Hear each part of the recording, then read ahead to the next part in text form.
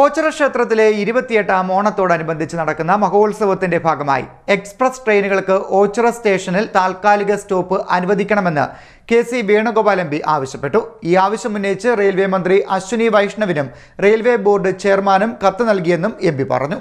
ദക്ഷിണകാശി എന്നറിയപ്പെടുന്ന ഓച്ചിറ ക്ഷേത്രത്തിലെ 28ാം ഓണത്തോടനുബന്ധിച്ച് നടക്കുന്ന മഹോത്സവത്തിന്റെ ഭാഗമായി എക്സ്പ്രസ് ട്രെയിനുകൾക്ക് ഓച്ചിറ റെയിൽവേ സ്റ്റേഷനിൽ താൽക്കാലിക സ്റ്റോപ്പ് അനുവദിക്കണമെന്ന് കെ.സി. വേണുഗോപാൽ എം.പി. ആവശ്യപ്പെട്ടു.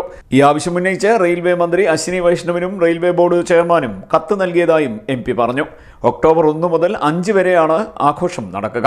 ഈ ദിവസങ്ങളിൽ മലബാർ എക്സ്പ്രസ്, വഞ്ചനാട് ഇന്റർസിറ്റി, മധുര എക്സ്പ്രസ്, നേത്രാവതി എക്സ്പ്രസ്, ഏറനാട്, പരശുറാം എന്നിവയ്ക്ക് താൽക്കാലിക സ്റ്റോപ്പ് അനുവദിക്കണമെന്നാണ് ആവശ്യപ്പെട്ടിരിക്കുന്നതെന്നും കെ.സി. വേണുഗോപാൽ പറഞ്ഞു. ഓച്ചിറ ക്ഷേത്രത്തിലെ കാളകെട്ട് പ്രദക്ഷിണം ഏറെ പ്രസിദ്ധമാണ്. സംസ്ഥാനത്ത് അകത്തുനിന്നും പുറത്തുനിന്നും നിരവധി ഭക്തരാണ് ഓച്ചിറ ക്ഷേത്രത്തിലെ കെട്ടുകാഴ്ച ഉത്സവത്തിൽ പങ്കെടുക്കാനെത്തുന്നത്. ദേശീയപാത നിർമ്മാണം നടക്കുന്നതിനാൽ യാത്രക്കാർക്ക് നേരിടുന്ന അസൗകര്യം ഒഴിവാക്കാൻ ഇതിലൂടെ സാധിക്കുമെന്നും എം.പി. വ്യക്തമാക്കി. CDNet news, Kayamkulam.